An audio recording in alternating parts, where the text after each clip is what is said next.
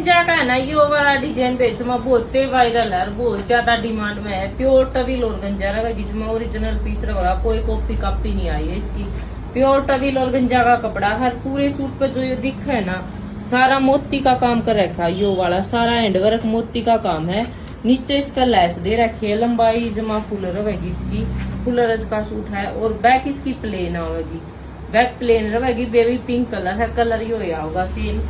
और व्हाइट सलवार आवेगी इसकी, बहुत ज्यादा ट्रेंड में है ये वाला डिजाइन। व्हाइट सलवार है, प्योर मसलिन सेंटून की सलवार आवेगी। और दोनों पोचे पे यो वाला वर्क दे रखा है, बहुत ही प्यारा सा इसका वर्क है। और गंजा बिल्कुल और गंजा प्योर में दुपट्टा होगा, प्योर और गंजा का ये दुपट्टा रहेगा। डबल शेड में दुपट्टा है, चारों साइड में लेस दे रखी है। रेट रहेगा इसका सिर्फ 1975 रूपये, फ्री शिपिंग के साथ आपके घर तक पहुंच जाएगा। कलर यो है इसमें, जिसमें बहन ऑर्डर लगवाना होगा फटाफट ऑर्डर करो।